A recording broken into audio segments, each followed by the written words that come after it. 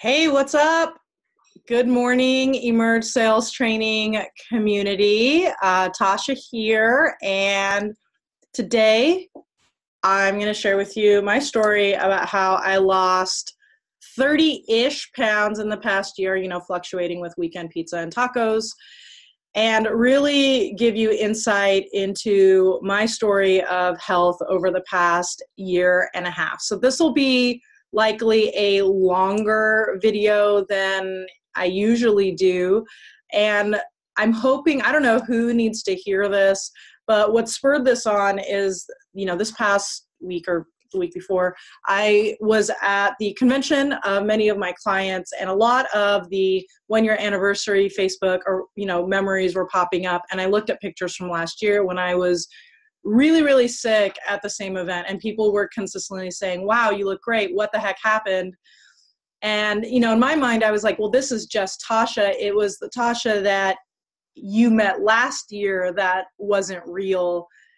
And I thought that it might be helpful to share with you some of my journey. I think it's helpful for how we take care of ourselves as humans in the world, also as business owners, but these same principles really apply to those of you who are looking to transform your business.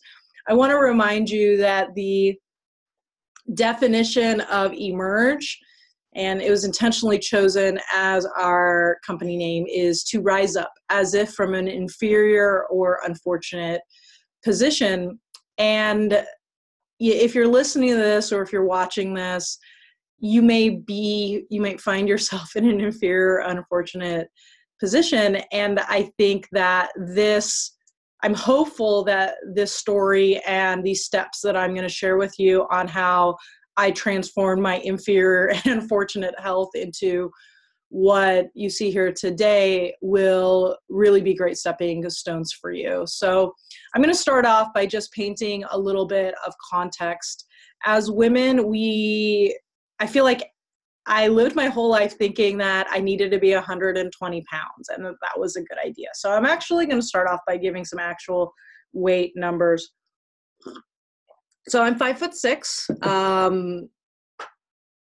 5'6". My listed basketball height with high tops on, 5'8". So I'm 5'6", and when I was a college athlete, this was my peak physical condition.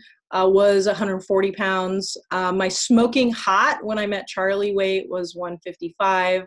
I gained 5 when I went on birth control, and then another 5 when I had Zoe, and so on.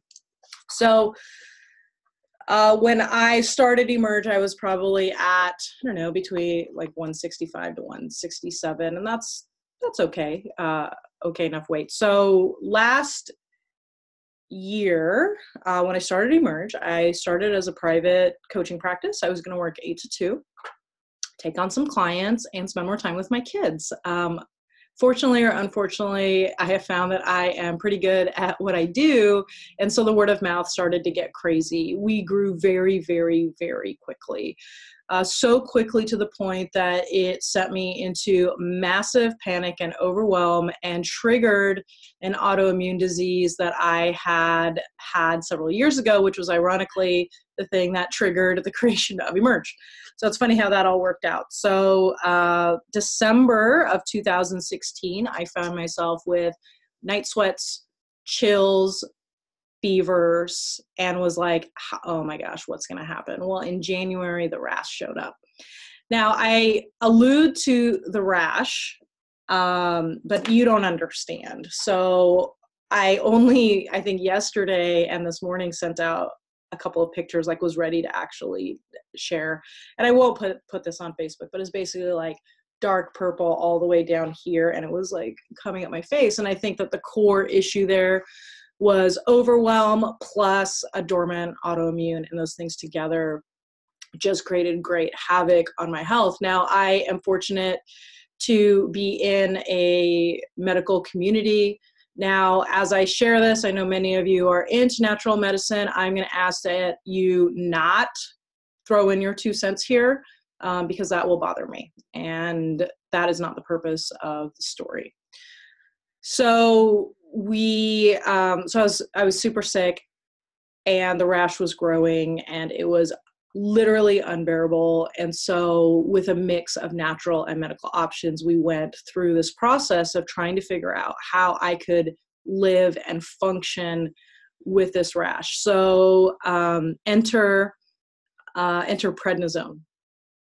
And so prednisone is a steroid. So we were using natural options to try to quell this, but it was not working. So we had to step in with some more severe measures. So at this point, I was on 40 milligrams of prednisone. Over the next several months, I gained, I think my highest was 196.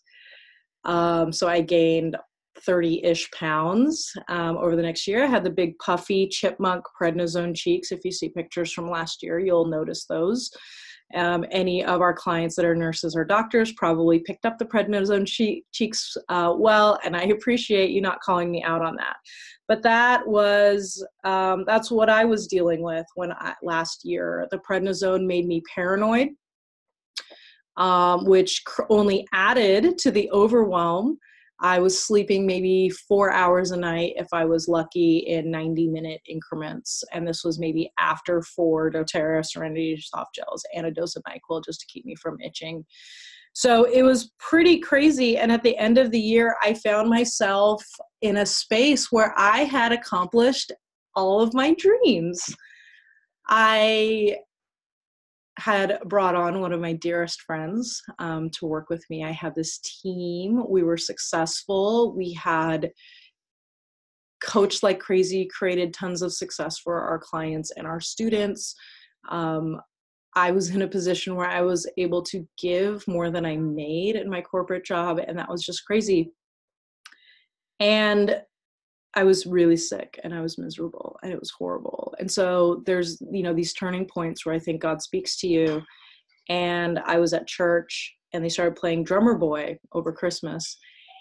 And this thought of the drummer boy not having anything except, this is my finest gift. And I felt God saying, okay, you don't have a drum, you have no rhythm at all, but you do have a microphone, and that's your greatest gift. But your greatest gift is your mind that I gave you. And if my mind wasn't operating at full speed and my body wasn't operating at full speed, that I wasn't honoring the gift that God had given me to basically give back to him and to the world and to the community. And so a few harsh words from a friend as well led me to move on this. And I became committed to doing some meditation and stuff. So I don't know exactly what it was that really triggered it. I think it was a bunch of small things that happened. Now I weigh in at 163. So this is before I had Haley, just a couple pounds away from when I got pregnant with Zoe, which is pretty cool. So that's the context for the story. And I don't know if any of you guys can identify with this just massive feeling of overwhelm, of feeling like you have this huge, huge, huge responsibility to do a good job. And it just felt like so much and so heavy, and how that affected my health. And so I knew I had to make some changes. So I did work with, I have access to some really, really great specialists here in Orange County, California. There's Research Hospital, UC Irvine, and, we couldn't really figure it out, but I was able to get on a medicine, get off the prednisone. I did go through adrenal gland failure last summer. Like, it was just nuts. And here are the different things that I think have helped me get my health back in good order. So here we go. Number one was a realization that I'm no good to anyone like this. My greatest fear was that I would let people down. And I had to take a step back, and I had to listen, or I had to look back on when were the times where I felt like I really let people down. And what was so interesting is it had to do often with my health. I struggled with asthma. And so in previous times in businesses, the times where I felt like I let people down was when I was sick and overwhelmed. And the other piece of it was when I was doing everything by myself. basically I was working myself into a frenzy.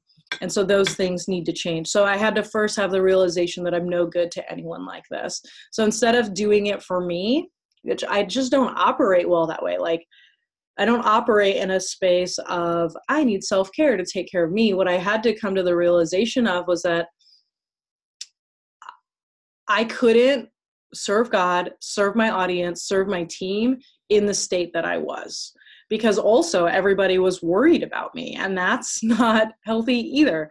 So number one was this realization, I'm no good to anyone like this. Number two, it was a commitment to be better than nothing. So after I had the kids, I've done Weight Watchers, like you do these transformations, and I think that works for people. It doesn't work for me. So typically I'm a go big or go home kind of person, and that'll work, except that I was already in a state of massive overwhelm. And so people would say things like, well, just cut out all of this in your diet. And I was like, that's overwhelming to me. Or, do this huge thing, go see this doctor and this doctor. And I was like, you don't understand. I have this obligation to serve my audience and to serve what God has asked me to do. And so I can't just like take off time. Like that just didn't feel right. All of that overwhelm. And so I committed to better than nothing.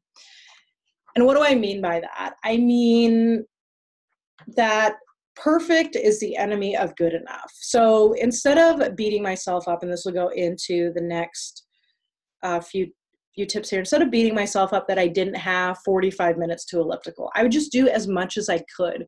If it was 5 minutes, fine. At least it got me in the habit and the routine, which was what was the most important. And so there's a lot of research around habit formation, and BJ Fogg, I believe is the name of the TED Talk. If you look up tiny habits, it talks about you just start with tiny habits that are doable, your mind will do them. And then you'll be able to put them into your routine pretty consistently. And so I actually just went for better than nothing as opposed to all in, because I was already so overwhelmed with my business and my family and all of that. The number 3 was to start the day off right. And this has probably been over the past 4 months. So I do like half of the Miracle Morning by Hal Elrod. Certain day, like there's 6 things. I'll usually do 3 or 4 of them. They'll alternate. Sometimes I'll do the exercise, and sometimes I'll do the writing, and sometimes I'll do the meditation, and it's never perfect. But see the previous tip of better than nothing. And I think the whole better than nothing is I just gave myself a lot more grace than I ever had in the past in order to give myself time to nurse my body back to health. So number 3, starting the day off right. Number 4, simple swaps. So I chose joy over sacrifice. So when you're in this process and you're like, okay, I need to lose a lot of weight, I need to get healthy. Again, it feels overwhelming. And I always in the past had felt like, okay, don't do this, right? Like, what are the things that people give me crap about? Don't eat chili fries. That's not happening, right? Don't eat pizza. That's not happening. All these things. And I remember reading or hearing this thing that the quality of your relationships is a better indicator on your health than anything else. And I realized that if I deprived myself and sacrificed that, and this isn't a recommendation for anyone else, this is just me and my deal. If I deprive myself, I would be angry, I would be frustrated, and I would take it out on the people I care about. So instead I chose simple swaps. So what I didn't realize is that a lot of the wheat and stuff were making my rash worse. So I swapped out oatmeal, which I hated anyway, see previous podcasts, for eggs in the morning. And that swap was easy. The biggest swap that I made, and this is going to sound ridiculous, but I really, really mean it, is I pretty much have chips and guacamole almost every day between 3 and 4 o'clock. Here's why. I love French fries, and I love pizza, and I love cheeseburgers. And so when I go my whole day and I'm really hungry at the end of the day, that's what I crave. And so instead of saying, no, don't eat that, right? When you're at the end of the day and you're craving In-N-Out, And then your husband shows up with brown rice, grilled chicken, and broccoli. Like, that doesn't do it. That does not create joy. And I wanted to not just be healthy, but I wanted to be joyful. And so what I did instead is I chose chips and guacamole, right? Avocado, little garlic, salt, lime, and blue corn chips with ingredients, corn, water, salt, and that's it. And if I have that between 3 and 4 o'clock, then I'm not hungry for the other things. And, you know, grilled chicken or grilled salmon or whatever, you know, healthy option was available for dinner. It wasn't so bad, but at the same time, I didn't feel deprived and frustrated. And so I swapped out chips and guacamole for French fries. And I think that helped a lot. And then the number 5 thing is the influence of those around you. And to this, I will give some kudos to my friend and, in essence, business partner, Karen, for when she embarked on her 12-week transformation, it shifted me as well. And just, I think it's so important that whatever you're trying to do, to be surrounded by people that value those same things. And, you know, while the people that I know that pursue health, right, Charlie is not one of them, are not in my immediate space, we spend so much time together over Zoom that it impacts me and influences me. And I just feel like it's so important to have that community. I was joking yesterday, you know, I got a phone call and I was laying in bed dreaming of donuts. And I got a phone call, let's go for a walk. And it saved me from eating donuts yesterday. And I think that those influences that we have, we can't do these things on our own. If we want to transform who we are and what we do and what our habits are, we need to surround ourselves with people who also have those habits. And iron sharpens iron. So that's the story. I think that these principles apply to our health. I think they apply to our relationships. I think they apply to our business. So let's say you are in a state where your business is in an inferior or unfortunate position and you need to emerge. Well, how would you use these tips, right? First is, I'm no good to anyone like this. So let's say you're in a space, let me think of a pretty common example, where you're not focused, you're overwhelmed, and you're not reaching your goals. You've told your family you've had this dream, you're not sticking to your schedule, you're not sticking to your calls, you're not doing the things.